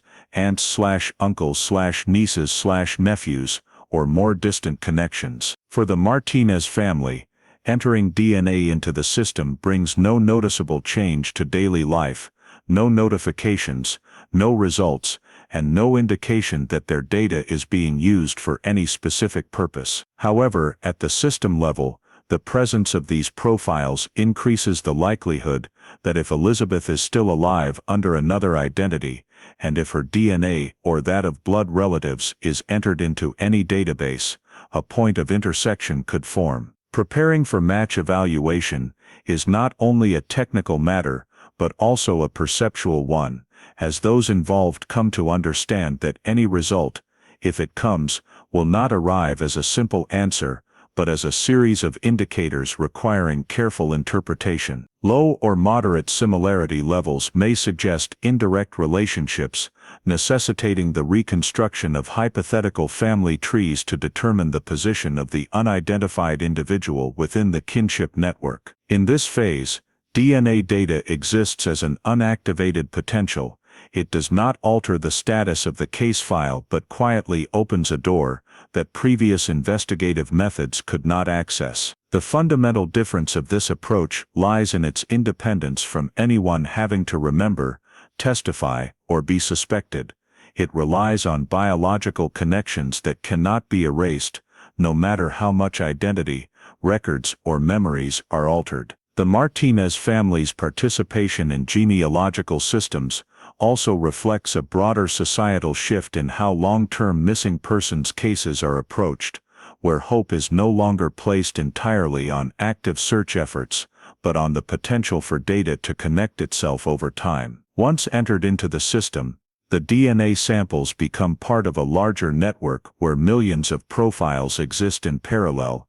awaiting strong enough similarities to trigger deeper analysis. This preparatory phase produces no climax or clear sense of progress, but it establishes a new foundation for evaluating connections between data that previously existed in isolation, transforming the possibility of record linkage from a distant assumption into a scientifically grounded option. In a context where time has passed long enough to blur traditional leads, relying on DNA as a neutral and durable factor offers a different path, one in which patience becomes an indispensable part of the strategy, and every sample entered into the system contributes to increasing the probability that one day the disjointed fragments of the past may be reconnected through an undeniable biological intersection point. The signal of an indirect match appearing in the genetic comparison system does not have the appearance of a dramatic breakthrough,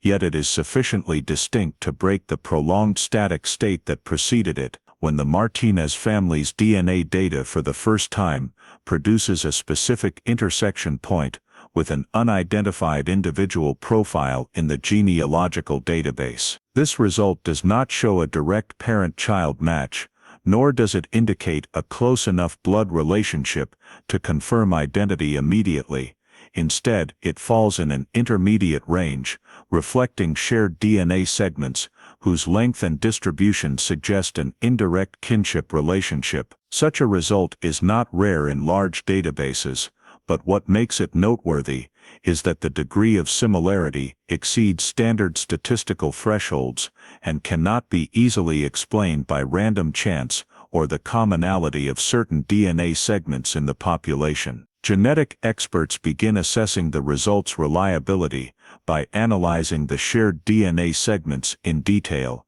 not only considering total length, but also paying attention to their chromosomal positions and distribution, as these factors help distinguish between a genuine blood relationship and a false coincidence. Preliminary analysis shows that the pattern of shared DNA aligns more closely with the assumption of a not-too-distant kinship relationship, possibly within a few generations, rather than a very distant or random connection, thereby increasing the reference value of the result, even though it is still insufficient to confirm anything definitively. Reliability assessment does not stop at technical metrics, but also involves placing the result within the broader context of previously accumulated data from administrative record gaps, memory, and behavioral anomalies, to the theoretical possibility of record linkage already raised. The structural alignment between the DNA result and the pre-existing suspicion pattern does not create confirmatory evidence, but it reduces the likelihood that the result is entirely unrelated, as pieces of data from different domains begin to show signs of convergence. However, precisely because of the sensitivity of genetic data, controlling the risk of misinterpretation is prioritized to avoid serious consequences that could arise from over-interpreting an indirect result. Strict control measures are implemented, starting with a re-review of the quality of the Martinez family's DNA samples to confirm that collection, storage, and sequencing processes were free of errors that could affect data accuracy. In parallel, the comparison profile is checked for integrity to ensure it is not compromised by data entry errors, duplicates, or other technical issues that could produce false results. The matching algorithms are rerun with varying parameters to determine whether the similarity level remains stable or changes significantly under different analytical conditions, as stability is an important indicator of reliability. Beyond technical risks, experts also consider interpretive bias, particularly in the context of genealogical databases containing millions of profiles with high diversity, where some indirect kinship relationships may appear without practical relevance to the case under review. Constructing hypothetical pedigree scenarios becomes an important tool for assessing relevance, with different models tested to determine whether a plausible path could connect the Martinez family to the comparison profile through compatible kinship and geographic relationships. Some scenarios are quickly ruled out because they require unrealistic assumptions about timing or demographics, while others, though not yet confirmable, remain within the realm of possibility when considering migration history and extended family structure. Risk control extends to legal and ethical dimensions, as using indirect match results to guide further steps could directly affect the privacy of individuals never involved in the case. Therefore, all analysis is conducted internally, adhering to principles of no contact, no public speculation, and no labeling of any profile's identity without independent confirmation. The reliability assessment process takes longer than expected, not due to a lack of data, but because of the highest level of caution required, where every decision must balance the potential to approach the truth against the risk of irreversible error. After undergoing multiple layers of analysis and control, the initial match result is classified as a directional signal, not conclusive evidence, yet strong enough that it cannot be ignored or dismissed as random coincidence. In that context, the decision to proceed with further verification is made as a reasonable and controlled step, reflecting a shift from passive waiting to conditional proactive engagement. This decision does not mean affirming that the comparison profile is certainly related to Elizabeth Martinez. Rather, it acknowledges that this is the first time biological data has produced a concrete lead capable of connecting years of accumulated suspicions. Continued verification is defined as a multi-layered process requiring coordination among deeper genetic analysis, pedigree evaluation, and other independent confirmation measures to gradually validate the hypothesis without crossing into speculation. In this state, the initial DNA match result serves as a new anchor point for the entire picture, not immediately resolving the identity question, but sufficient to change how the data is viewed from disjointed fragments existing in parallel to components capable of linking within a broader logical structure. The decision to proceed with further verification based on the initial DNA match results created an institutional turning point, as the Elizabeth Martinez missing persons case was officially transferred from archive status to a more specialized handling process under the Cold Case Unit, a division designed to work on cases that have exceeded standard investigative phases and require a long-term, cautious, and systematic approach. The transfer did not occur as an emergency action but as a controlled process in which the entire old file was removed from passive storage and restructured to support a fresh analysis from a new perspective. Cold Case Unit investigators began by reviewing all materials collected during the initial investigation phase, including witness interview transcripts, crime scene reports, hypotheses that had been developed and ruled out, along with internal assessments that led to the case being moved to cold case status. This review process was not aimed at randomly searching for overlooked clues, but at understanding the investigative logic applied previously, identifying strengths, weaknesses, and foundational assumptions that had shaped the approach within the data and technological constraints of the time. As the old documents were reread in the current context, Some decisions once considered reasonable at the time were re-examined, not because they were mistaken, but because they had been made under limitations that no longer exist. The review also enabled the cold case unit to identify areas where the file was relatively thin, where data was insufficient for conclusions but had not been pursued deeply due to lack of grounds at the time, creating potential gaps for reanalysis. Parallel to the review of old files, new data related to the DNA match results was introduced as an additional layer of information, not to completely replace what already existed, but to place it within a broader analytical framework. Investigators cross-referenced genetic data with previously recorded administrative, behavioral, and witness information, seeking intersection points that could not be identified earlier due to the absence of a sufficiently strong connecting axis. This cross-referencing process was not one-directional but continuously iterative between old and new. Each detail in the old file was re-examined in light of the DNA data, while each assumption formed from the DNA data was back-checked for consistency with past records. Some details once deemed insignificant began to gain meaning in this context,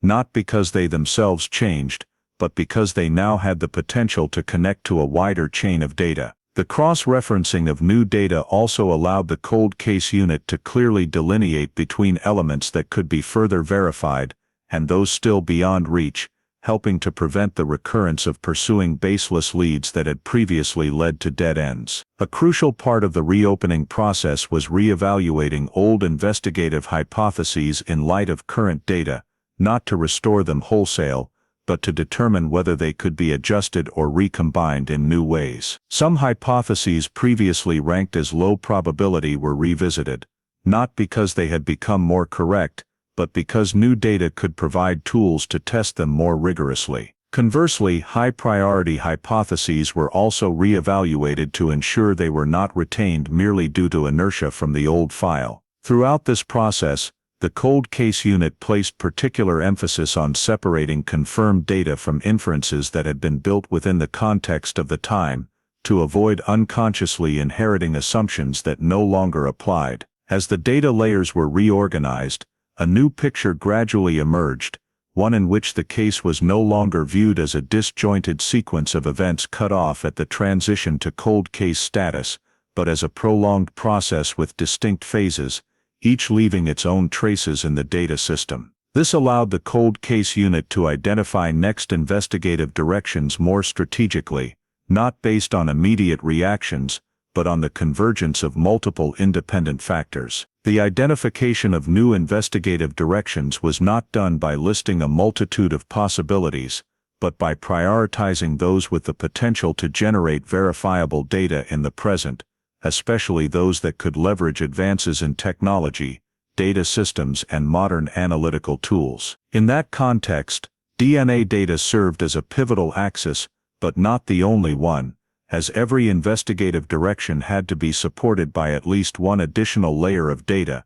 to avoid over-reliance on a single source. The cold case unit also reviewed interdepartmental and inter-system coordination, identifying previous bottlenecks and adjusting procedures to ensure that new data, if it emerged, could be integrated more quickly and effectively. Reopening the case did not bring a sense of climax or instant breakthrough. It was more like resetting a chessboard with old pieces rearranged in a new order, where every position was carefully weighed based on lessons learned from the past. The fundamental difference in this phase was that the investigation was no longer driven by urgent time pressure or public attention, but conducted in a relatively calm space, allowing decisions to be made with greater caution. This did not diminish the urgency of uncovering the truth, but it changed the approach to pursuing that goal, from reactive to conditionally proactive. When the cold case unit completed the initial review and cross-referencing phase, the Elizabeth Martinez case entered a new state. Data once isolated was now placed within a unified frame of reference, and determining next investigative directions was no longer based on vague hope, but on specific anchor points that had been established. This state did not guarantee a quick resolution, but it created a stronger foundation for any subsequent steps, ensuring that if pursued, they would stem from a fuller understanding of what had happened, what remained unexplained, and what could now be reapproached with tools and data that had not previously existed. The new analytical foundation established after reopening the case allowed the cold case unit to implement a parallel investigative strategy, in which two previously separate data streams were pursued simultaneously to test for convergence. One focused on the suspect identity emerging from DNA match results and accumulated anomalies, while the other returned to subjects and facts directly related to 2010, from a perspective no longer bound by old assumptions. In the first investigative stream, identifying the suspect's identity was not approached as an immediate confirmation effort, but as a multi-layered data collection and organization process, starting with compiling all existing administrative, social, and behavioral information about the individual in the present. Investigators analyzed the internal consistency of the identity in use, cross-referencing profile formation milestones with previously identified gaps, to determine which points could be independently verified and which areas relied solely on self-reported or secondary data. The goal of this stream was not to label or reach early conclusions, but to construct a data structure clear enough to be placed alongside the second stream without creating logical discrepancies. Simultaneously, the second investigative stream focused on re-examining subjects considered in 2010, not to repeat the old investigative steps verbatim, but to reassess them in the current context, where information once deemed insufficient or unverifiable could now be viewed differently. The list of individuals who had direct or indirect contact with Elizabeth in the period before her disappearance was revisited, along with their social relationships, travel history, and life changes since that time, to determine whether any new data could alter initial assessments. Reinvestigating the 2010 subjects was not accusatory, it centered on verifying what had been recorded, seeking long-term consistency or anomalies, because sometimes details that seemed unimportant at the time gained significance in a broader context. The two investigative streams were pursued in parallel but not in isolation. Every finding in one stream was evaluated for potential linkage to the other, creating a continuous feedback loop between present and past. Linking the two data streams did not occur directly, but through identifying potential intersection points, such as geographic, temporal, or social network overlaps, where fragments from the two periods could connect in verifiable ways. Some initial linkages appeared at a structural level. Patterns of data gaps in the current identity mirrored unexplained voids in the 2010 file, suggesting the two streams might describe the same process from opposite ends. However, the cold case unit maintained a high degree of caution, as structural similarity did not equate to factual identity, and every hypothesis had to be tested with specific data before reinforcement. Exclusion was conducted in parallel with hypothesis strengthening to systematically eliminate possibilities incompatible with new data and avoid maintaining investigative directions solely because they had been considered in the past. Some old hypotheses, when placed alongside current data, quickly revealed clear incompatibilities, allowing them to be ruled out with greater certainty than before. Conversely, some previously low-probability hypotheses gained support when elements from the two parallel streams showed linkage potential, though further verification was still required. Hypothesis strengthening did not rely on a single piece of evidence, but on the convergence of multiple independent indicators, from genetic data, administrative records, and behavior to long-term social connections. This reduced the risk of bias from over-reliance on any single source, while creating a more robust argumentative structure, if deeper verification was needed. Throughout the parallel investigation, the cold case unit continuously adjusted focus between the two data streams, increasing or decreasing priority based on emerging findings, rather than fixing a direction from the start. This flexibility allowed the team to respond promptly to new discoveries without disrupting the overall process, keeping the two data streams in ongoing dialogue,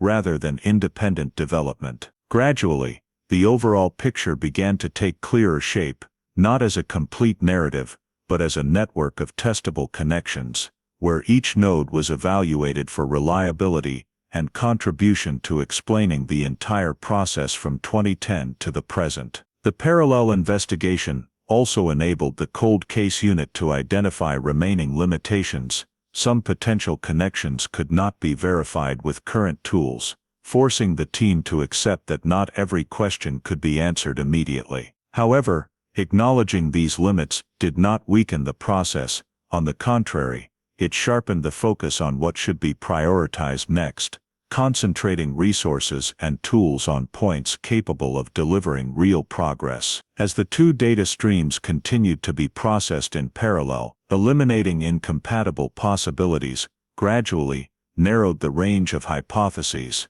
while those remaining became increasingly specific, not because they had been proven, but because they had survived multiple layers of independent scrutiny. This state marked a significant advancement in the investigative process, replacing the dispersion and deadlock of previous phases with a focused analytical structure, where every new piece of data was positioned in relation to the entire system, rather than examined in isolation. In this context, parallel investigation was not merely a technical strategy, but an approach that allowed past and present to be examined simultaneously, enabling seemingly unrelated pieces to connect within a broader logical framework, and laying the groundwork for determining whether accumulated suspicions over many years could be solidified into a hypothesis strong enough to pursue further. The remaining hypotheses after the parallel investigation phase no longer existed as abstract possibilities, but gradually converged around a single verifiable point that could close the long-standing circle of doubt: direct identity confirmation, where biological data shifted from suggestive to decisive. Given that indirect indicators were strong enough to justify this step, the direct DNA sampling process was prepared with the highest level of caution, not only due to the sensitivity of the results, but also because of the legal and personal consequences if the hypothesis were confirmed. Sampling was conducted under strict forensic protocols, ensuring an unbroken chain of custody and eliminating any risk of contamination or technical error, as any mistake at this stage could undermine the entire confirmation process. The collected DNA sample was not evaluated in isolation, but placed alongside the existing Martinez family genetic profiles in the system, enabling a high-level direct match, where DNA segments were comprehensively compared rather than relying solely on indirect markers. The full matching process occurred through multiple independent analytical steps to ensure results did not depend on a single algorithm or interpretation, but were consistently confirmed across different methods. As the analytical results began to converge, the degree of match far exceeded conventional probability thresholds, demonstrating an undeniable direct blood relationship between the sampled individual and the Martinez family, ruling out random coincidence or distant kinship considered in earlier stages. This match was not limited to a few isolated segments, but extended across the entire genetic structure, forming a consistent pattern, reflecting clear biological relation. However, even when scientific data reached a high level of certainty, the identity confirmation process could not yet be considered complete, as transitioning from biological fact to legal fact required an additional chain of verification and validation steps to ensure the conclusion's legality and incontestability. Relevant authorities reviewed the entire related file, cross-checked DNA results against existing legal documents, and assessed whether any factors could affect the validity of the confirmation process. Legal confirmation of identity was not merely about recording the blood relationship, but officially recognizing that this individual was Elizabeth Martinez,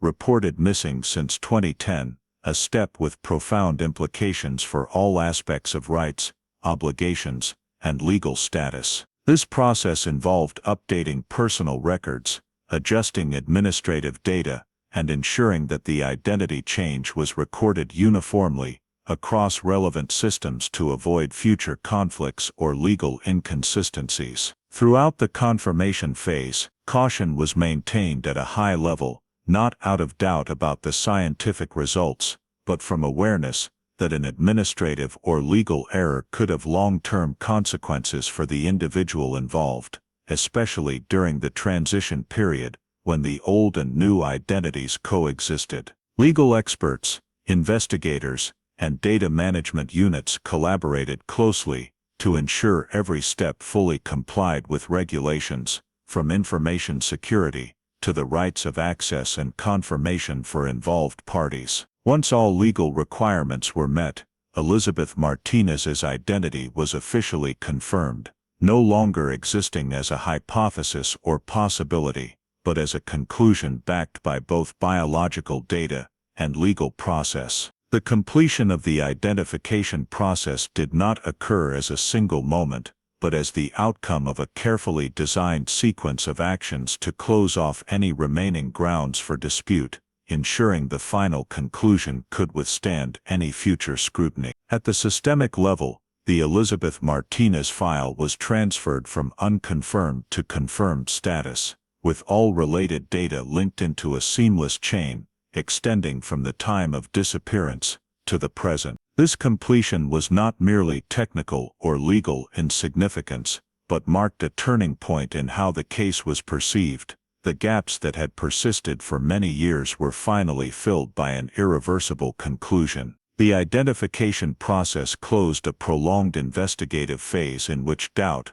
hypotheses, and indirect data were gradually replaced by certainty, creating a solid foundation for any subsequent steps in addressing the consequences of the long-term disappearance. In that moment, Elizabeth Martinez was no longer a cold case file or a name in archival storage, but restored to the status of a person with confirmed identity, a reconnected past, and full recognition of existence in both biological and legal dimensions. The confirmation of Elizabeth Martinez's identity through both biological and legal means shifted the case handling into an entirely different phase, where the focus was no longer on investigation or proof, but on how the truth would be integrated into human lives after 14 years of rupture. Notifying the Martinez family was not treated as a mere administrative act, but as a carefully prepared intervention process, because for a long time, this family had lived in a state of simultaneous hope and self-protection, where the possibility that Elizabeth was still alive coexisted with the fear that the truth, if it came, might not take the form they had once imagined. The communication of the results was conducted in person, with legal representatives and psychological experts present, to ensure the information was received in a safe space with immediate support available if emotional reactions exceeded manageable levels. The Martinez family received the news not in a linear emotional sequence, but in an overlapping state of confirmation, instinctive doubt, relief, pain, and a sense of loss for the irrecoverable years when the truth finally arrived but could not erase the void left by time. After the official announcement was made, and repeatedly confirmed to avoid any misunderstanding, the process of arranging contact began as a separate step, not merged with the notification moment to avoid overwhelming the emotions of all parties. Contact was not viewed as a symbolic event or the end of the story, but as a structured process in which psychological safety and Elizabeth's right to self-determination were prioritized. Initial assessments focused on each party's level of readiness, not just desire, but also emotional capacity, because reunion after such a long separation is not simply meeting loved ones again, but confronting completely transformed versions of themselves. The form of contact was designed to minimize pressure, allowing parties to choose the appropriate level of closeness, from indirect exchanges to direct meetings in controlled environments, to avoid any sense of coercion or reenactment of past loss of control. Throughout this process, reactions from all sides were carefully and neutrally recorded, not to judge or compare, but to understand the existing individual needs and boundaries. The Martinez family had to adjust their perception from the image of a 6-year-old missing child to the reality that Elizabeth had lived nearly a decade and a half in a different context, with independent relationships, habits, and identity. while Elizabeth had to face the fact that her biological identity was confirmed by people she had no continuous memories to connect with. Elizabeth's initial reactions could not be interpreted through a single template, as they reflected the collision between objective data and subjective experience, where biological truth did not automatically translate into a sense of familiarity. There were moments of intellectual recognition accompanied by emotional caution and long silences that revealed internal efforts to process a truth that had shaken the foundation of the identity she had held for many years. Legal relationship establishment proceeded in parallel but did not overshadow the emotional process, because the goal of this phase was not to quickly complete procedures, but to create a stable, clear, and non-harmful framework for all involved. Legal procedures included officially recording the blood relationship, updating Elizabeth's personal status in administrative systems, and determining the rights and obligations of the Martinez family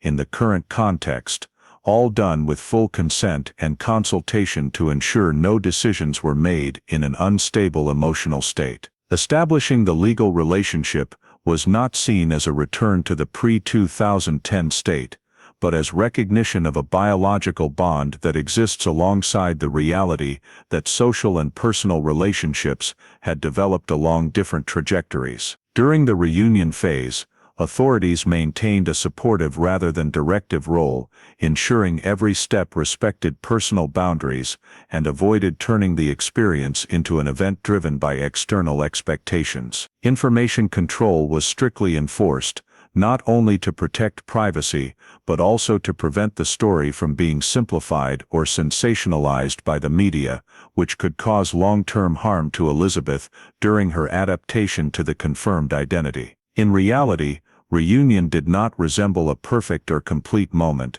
but a series of small, cautious interactions where each side learned to live with the new truth without forcing emotions to keep pace with the data. The Martinez family had to learn to approach Elizabeth not as a symbol of compensated loss, but as an autonomous adult with boundaries that needed respect, while Elizabeth needed time to determine the place of her biological family in her current life, without feeling stripped of what had formed earlier. This phase was marked more by patience than excitement, reflecting the awareness that rebuilding a relationship after such a long gap cannot follow the pace of desire, but must follow the pace of adaptation. Continued recording of reactions played a key role in adjusting psychological and legal support, not to create evaluation files, but to ensure the reunion process did not cause secondary trauma. In that context, reunion was not seen as the end of the case, but as a complex transitional phase, where the confirmed truth became the foundation for a new reality that required time, respect, and the acceptance that not every loss can be compensated, but connection, if built properly, can still exist authentically and sustainably in the present. The transitional state, established after the reunion phase, did not conclude with any specific decision or ritual, but opened a long-term series of adjustments in which legal, psychological, and social factors intertwined, requiring sustained patience and coordination from all parties involved. Post-confirmation legal procedures were implemented along a clear roadmap to stabilize Elizabeth's personal status in administrative systems, including updating identification records, adjusting documents related to personal rights, and ensuring all data accurately reflected the new reality without creating conflicts between the lived identity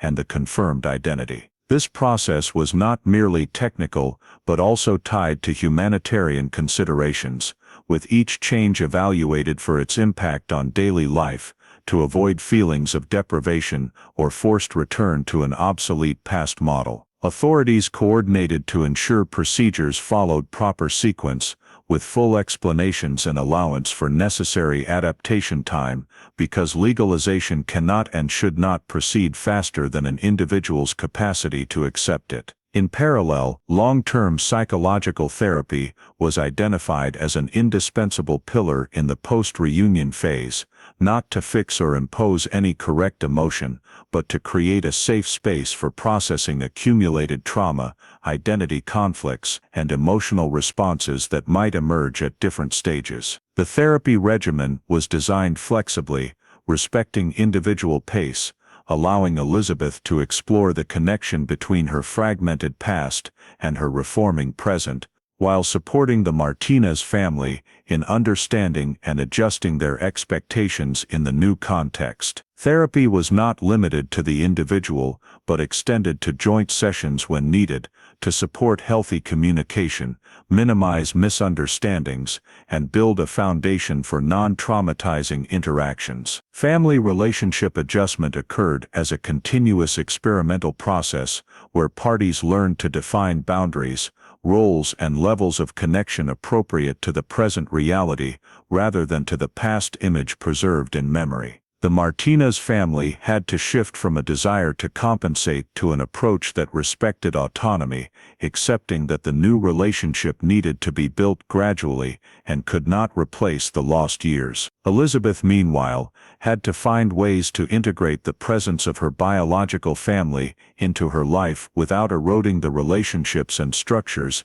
that had helped her survive and grow before, a process requiring delicate balance between openness and self-protection. Family interactions were therefore shaped by clear agreements, allowing both closeness and distance as needed, to avoid pushing emotions to extremes. Social reintegration represented another dimension of the post-reunion phase, as identity confirmation could lead to changes in how the individual is perceived and perceives herself in the community. Small but important adjustments were made to protect privacy, control information, and limit unwanted attention, while enabling Elizabeth to continue her social, professional, and personal activities in a stable manner. Reintegration was not viewed as returning to a lost society, but as maintaining and strengthening her existing position in society, with a new self-awareness, requiring professional network support when necessary. All parties recognized that emotional reactions could emerge belatedly,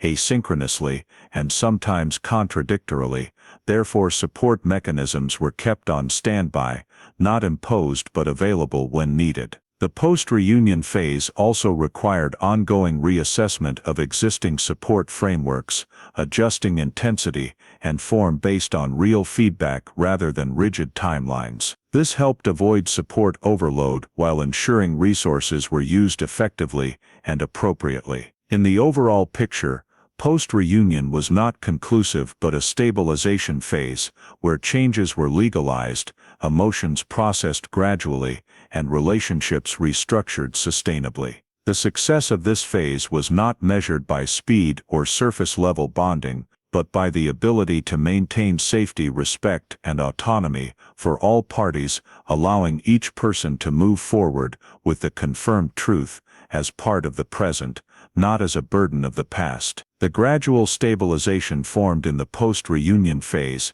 did not end the justice system's responsibility for what happened in the past. On the contrary, it raised the need to re-examine criminal accountability with greater caution than ever, because confirming Elizabeth Martinez was alive did not erase the question of the conduct that caused her to disappear from her family and society for 14 years. The process of identifying involved parties was restarted on the foundation of data screened through multiple layers, focusing on individuals who had potential direct access to Elizabeth before and around the time of disappearance, while expanding to new connections suggested by accumulated data during the case reopening. Identification was not based on emotional speculation or public pressure, but on cross-referencing opportunity, motive, and access, following the principle of only including individuals with verifiable real connections to the event timeline.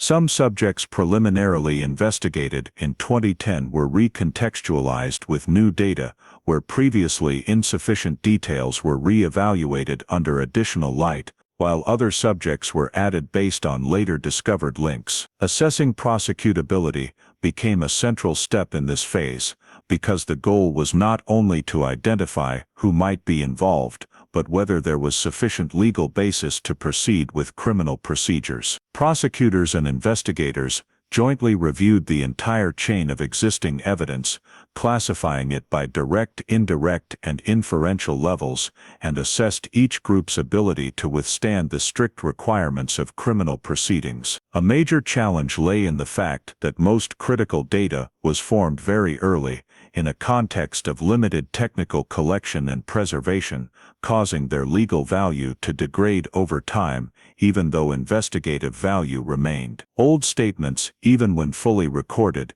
faced reduced reliability due to memory fade, while any physical traces that once existed were no longer suitable for reanalysis with modern methods. Evidence limitations thus became the key factor governing the entire evaluation process, when many pieces of information were sufficient to build a reasonable picture of what might have happened, but failed to meet the beyond a reasonable doubt standard. Legal experts had to confront the familiar paradox of long-running cases, where investigative truth and legal truth do not always coincide, and pursuing an insufficiently grounded prosecution could lead to failure or even additional harm to those who had already suffered enough loss. Statutes of limitations continued to narrow the scope of action, because while some serious offenses may have no time limit, others fell outside prosecutable range due to expired legal deadlines. Precisely identifying potential charges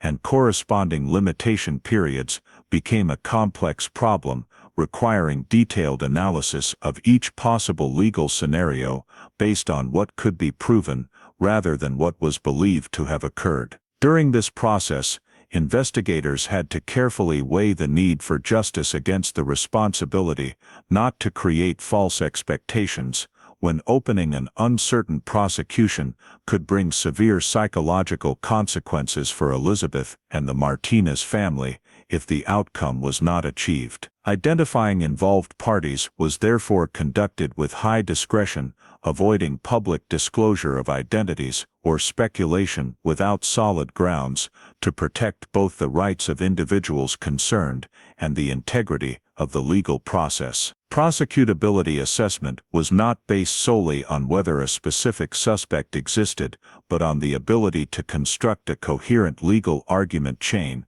in which every piece of evidence could be linked in a way presentable in court. When layers of data were placed side by side, some investigative hypotheses appeared logically convincing but could not overcome evidence barriers, while others, though less compelling, had clearer legal footing but were insufficient to explain the entire event sequence. This asymmetry forced all parties to accept that not every question could be answered through criminal prosecution, and that sometimes not prosecuting was a more responsible decision than pursuing an unqualified case. Statutes of limitations were not merely a technical limit, but also an ethical factor, reflecting the balance between accountability and legal fairness, especially in cases where time had completely altered context and self-protection capacity. In that context, the perpetrator investigation was framed as a realistic evaluation process,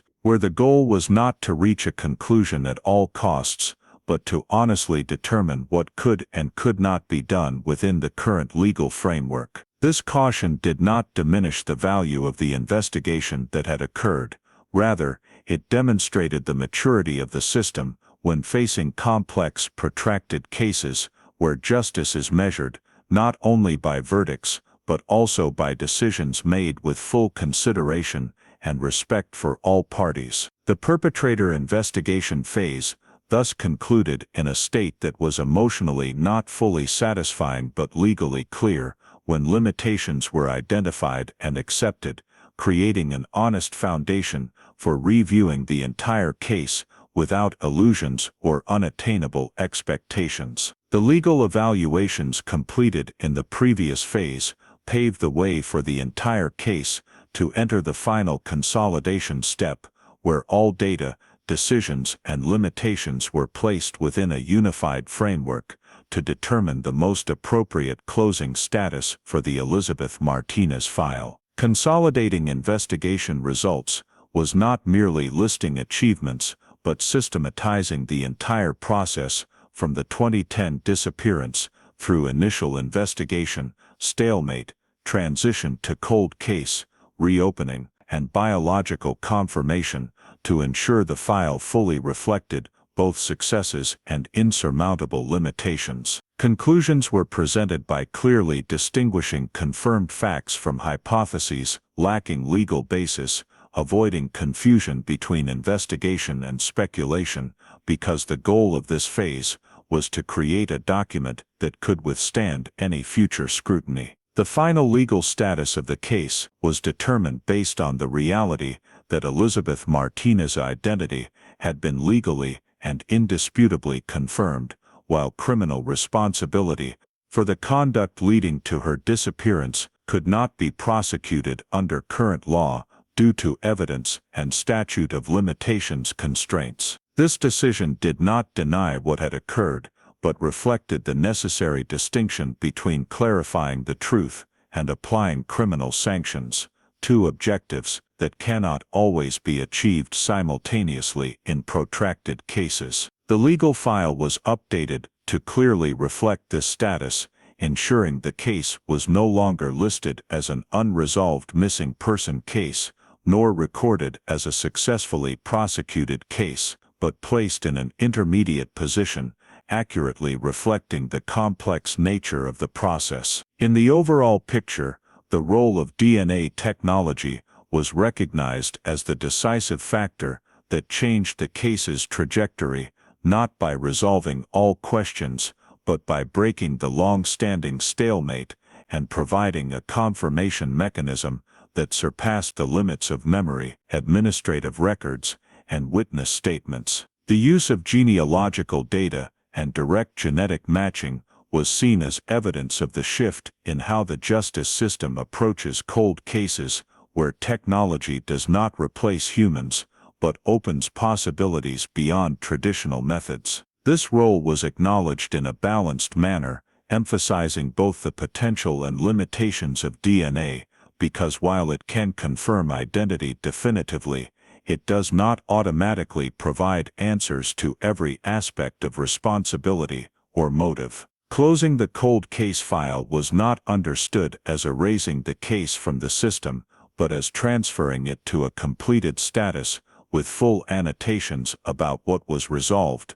and what could not be pursued further. The Elizabeth Martinez file was marked as identity confirmed and reunited, with the criminal investigation portion noted as insufficient for prosecution, ensuring any future reference accurately reflected this reality. The decision to close the file was not rushed, but made after all involved parties, from investigators and prosecutors to support units, unanimously agreed that no further viable direction existed within the current legal framework. This closure was administrative and ethical rather than emotional, in order to avoid maintaining an unnecessary open status that could create false expectations or prolong instability for those directly involved. In the overall picture, the file was closed as a case that had reached the limit of what the system could do, where biological truth was confirmed,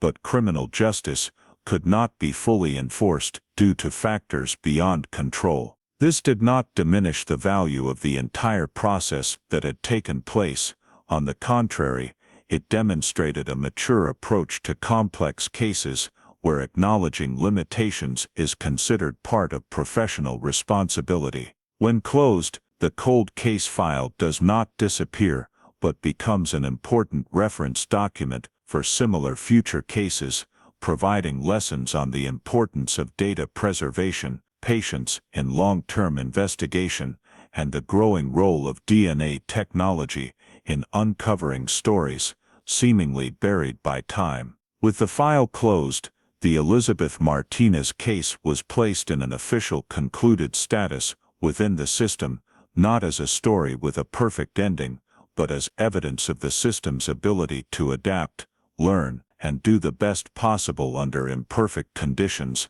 Closing a prolonged cold case with confirmed truth acknowledged limitations, and a file completed in honesty. The Elizabeth Martinez story teaches a very real-life lesson in today's United States. The default sense of safety can cause people to let their guard down at the most critical moment. The Martinez family lived in Gainesville, Georgia in 2010 in a familiar neighborhood where children were allowed to play around the house because nothing had ever happened before, and that very familiarity created a surveillance gap of just a few minutes that was enough for Elizabeth to disappear. The first lesson is to turn safety into a structured habit, establish visible rules, who is responsible for watching, for how long, set meeting points when playing outside, and teach children simple rules for responding to strangers. Don't go with them,